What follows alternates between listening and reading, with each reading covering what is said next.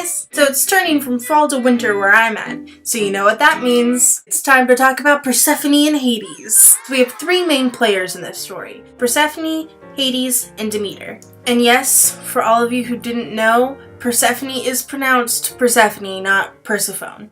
What the fuck is a Persephone? It's okay, I made that mistake for years. So first off, we have Demeter. Demeter is one of the original Olympian gods, sister of Zeus, the king of the gods. Demeter is goddess of the harvest, but more importantly, she is the mother goddess. And I say more importantly because pretty much all the myths involving her focus on that aspect more than anything. She is the mother. So who is she the mother of?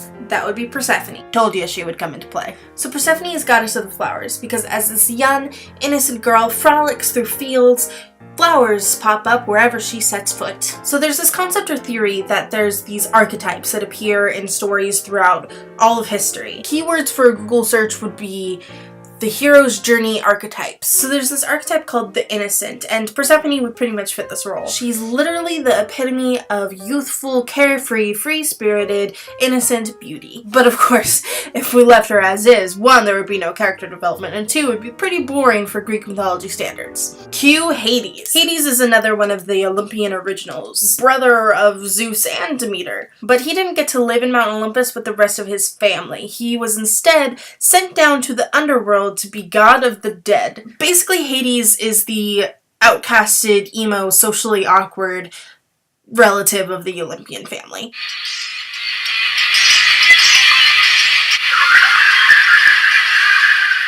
Honestly, Hades is my misunderstood baby. He does a lot of messed up stuff, but it comes from such a angsty place that I just can't help but still love him. Random side note to prove my point. Hades has this vicious three-headed dog that guards the underworld, and if a spirit passes the dog, they can never go back. And he named it Cerberus. Cerberus? I don't know the pronunciation of that one, I'm sorry. Anyways, Cerberus, translated back to its original meaning, is believed to have meant spotted.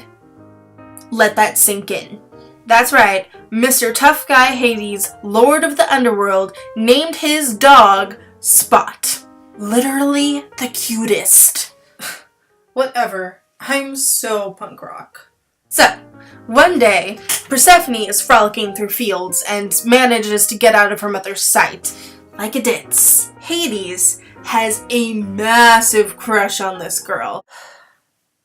Conceal, don't feel, don't let them know. But he gets it in his head that if he asked permission for Persephone's hand in marriage, that Demeter would say no. So, being the socially inept shut-in that he is, he decides that the best way to handle this is to split open the earth and suck Persephone in, thus stealing her from her mother.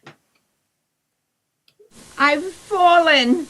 And I can't get up! So obviously Persephone wasn't very happy about this, but she did kind of accept her fate as queen of the underworld pretty fast in the myth, at least in the myths that I've read. I think she was kind of like, well, this sucks. Oh well. It is actually said that as she took in her surroundings in the underworld, her heart turned to ice.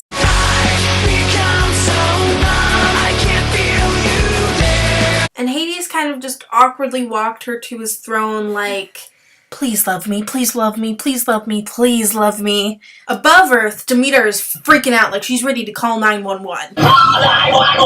Of course, this loss affected the Earth. Flowers wilted, trees lost their leaves, the fields grew barren, and there was no harvest. Because again, Demeter is the goddess of the harvest. Now we're getting to the point of this story. When she found out that Hades was the reason her daughter was missing, there was hell to pay. That mother... She went to Zeus and threatened him for the custody of her child. She warned that if Persephone wasn't returned to her, that the earth would never grow green again. Oh.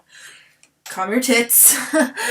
I will go talk to my bro about it, and, I'll take care of it. It'll be alright. It's okay.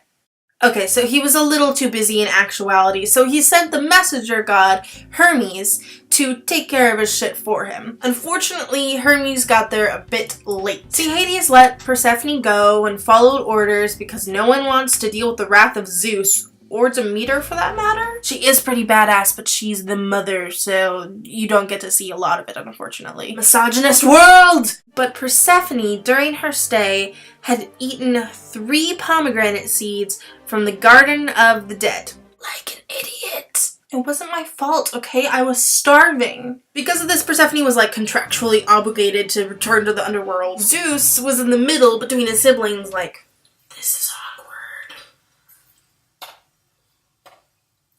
Yeah. So Zeus made a deal to compromise with his siblings. Persephone had to still return to the underworld, but not forever. She was to live with Hades for 3 months, 1 month for each pomegranate seed that she ate. Thus, the winter season was born, for whenever Persephone had to leave her mother and go down to the underworld, Demeter would grieve and nothing would grow for 3 months. So remember, when it gets colder, it's just Persephone moving downstairs. My anaconda don't want none unless you got Olympians, huh? Unsubscribe.